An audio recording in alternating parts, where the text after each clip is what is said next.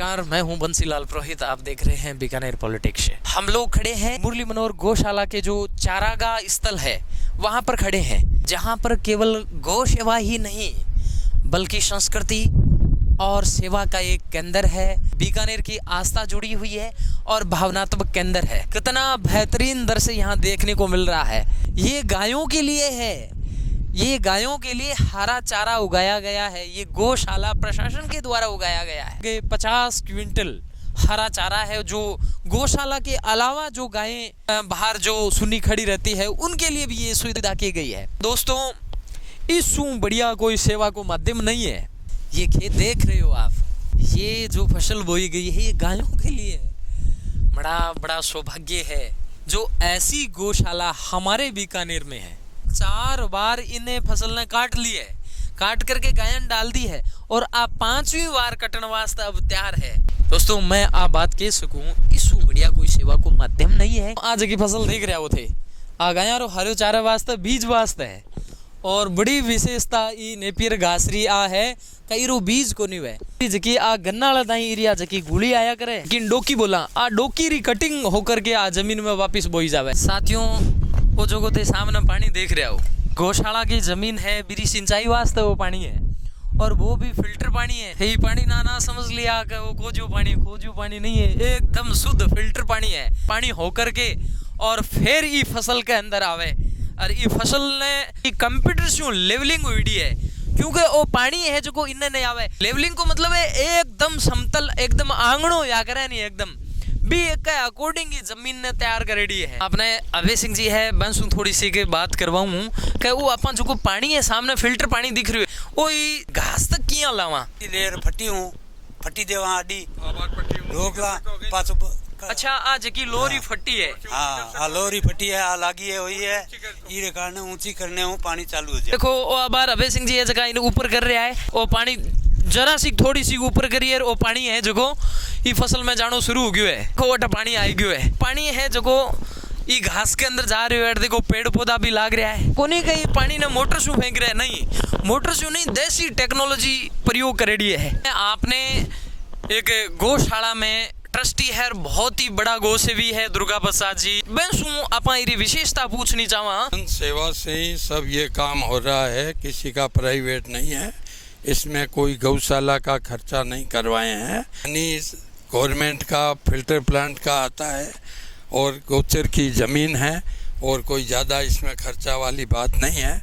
खाली अपने तो प्रयास करने का है और गायों की सेवा करने के लिए सब संस्थाओं ने इसका सहयोग किया, इसीलिए ये सब हुआ। आप बताओ गौशाला में टोटल गायां कितनी है? अभी गौशाला में 4500 गायें हैं और जमीन ये जमीन 262 बीघा जमीन गौशाला को दी हुई है गोचर में से। जब 262 गायें थी उस समय कलेक्टर ने 262 बीघा जमीन गौशाला को सुपुर्द किया। वो ज़मीन में अपने गौशाला में थोड़ा हरा चारा सेवन घास भी हो जाता है और यहाँ पर गायों की देख रेख गोदाम और सब बनाया हुआ है।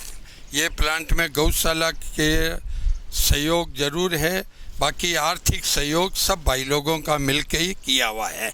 अब हम आ गए हैं जहाँ पर नेपियर घास की फसल बोई गई थी, वहाँ पर आ गए हैं। मजदूर है वो नेपियर घास को काट रहे हैं, कटिंग कर रहे हैं और ये कटिंग होने के बाद में गौशाला में पहुंचेगा। यहाँ पर जो कटिंग हो गई है तो ये 40 दिन बाद में ऐसा कैसा वापस हो जाएगा। 50 बीघा लंबो खेत पड़ो है, मोटो यानी गोचर है और ये गोचर के अंदर घास लगाइडो है। मैं तमाम जो राजस्थान की गौशालाएं हैं, भारत की गौशालाएं हैं, उनसे भी विशेष आग्रह करना चाहूँगा कि आप भी इस प्रकार की टेक्नोलॉजी को काम में लेवें। दूध जो गायों का हम लोग पियेंगे तो वो बड़ा स्वास्थ्यवर्धक होगा, पौष्टिक होगा। ये देखो जवार की फसल है, ये वो भी गायों के लिए है। देख रहे हैं आप कितना सुंदर दृश्य है। और 15 दिनारा माँ ये जवार ने काटन वाली हो जैसी आ और गाया ने फिर 15 दिना में गायन डाल देसी। देखो कितो सुंदर दृश्य दिख रहा है। बहुत बड़ा गौ सेवी नरसिंहदास जी मिमानी साहब है। मेरा शब्दां में आपने गोचर की विशेषता है, गौशाला की विशेषता है, मेरा शब्दां सु आप सुन सया। मुरली मनोहर गौशाला 105 साल पुरानी है। ये जो गोचर भूमि है ये 1943 में हमारे श्री बंसीलाल जी राठी ने छुड़वाई थी। उस समय करीब 5200 बीघा जमीन थी। उस समय उन्होंने 10,000 रुपया गवर्नमेंट को चांदी के सिक्के देके इसका जो टैक्स होता है वो सब उसी समय भर दिया था। आज इस गोचर में हम ये प्रयत्न कर रहे हैं कि अब इसमें सेवण घास या हरियाली कैसे लगे जिससे गौ माता की रक्षा हो सके। तो हमारे यही प्रयत्न है कि इसके आगे जो ये ताल भूमि पड़ा है इसमें 200 बीघा ज़मीन पे हमारा विचार है कि इसमें सेवण घास लगा दिया जावे और 6 महीना इसको बंद रखा जावे। फिर 50-50 बीघा को खोल के गायों को चराया जावे। जी जो को अपन सेवण घास लगाया बिम सीधी गायां चरसी या बिरी कटिंग करके अपन बेन चरानो पड़से? नहीं, इसके अंदर सीधी गायें चलेगी। 50 बीघा पहले खोल देंगे, उसके बाद जब 50 बीघा वो चल लेगी तो उसके आगे फिर 50 बीघा खोल देंगे। है जी पट्टियां है जी गायां रे घास वास्ते मतलब आ है कि घास उगाण वास्ते तारबंदी कर सीर माँ यानी 40-40 50-50 बीघा री क्यारियां बन सीर माँ क्यारियां बन करके भी मैं सिवण घास है निपेर घास है बीरी बुआई उसी और गायां की सेवा वास्ते वो सारो जो को काम हो रहा है वो गायां की सेवा वास्ते हो रहा है। मैं पिछले 2 घंटों से मैं इस गोचर का भ्रमण कर रहा हूँ। इतनी बेहतरीन व्यवस्थाएं हैं और इतना शानदार मैनेजमेंट मैंने देखा है। इनसे प्रेरणा लेकर के आप भी इस प्रकार की व्यवस्थाएं करें और जो गौशालाएं छोटी मोटी जो गौशालाएं चला रही हैं वो इस मुरली मनोहर गौशाला से प्रेरणा ले और इस प्रकार की व्यवस्थाएं करें। हम मनोज जी भाटी के कुछ विचार सुनेंगे। मैं ये बोलना चाहता हूँ कि गाय की जगह गोचर की जगह को बचाओ और इन कचरे से वेस्ट मत करो। ये गंदगी जो घर का मलबा घर में 10 लाख रुपए लगा सकते हैं तो 300 के रुपए के लिए ये गोचर में डाल के कचरा डाल जाते हैं। 300 के रुपए ट्रैक्टर के भाड़ा लगने के चक्कर में ये मत करो। तो जी ने बहुत ही सुंदर बात कही है कि आसपास में जितने भी लोग रह रहे हैं इस गोचर को बचाने की कोशिश करें क्योंकि हमारी ये आन बान शान है। क्योंकि हमारे बीकानेर में एकमात्र ऐसा स्थल बचा है जो बीकानेर का नाक ऊंचा करा सकता है, वो है मुरली मनोहर। और सभी लोगों से निवेदन रहेगा साफ सुथरा रखने में इनकी व्यवस्थाओं में सहयोग करें।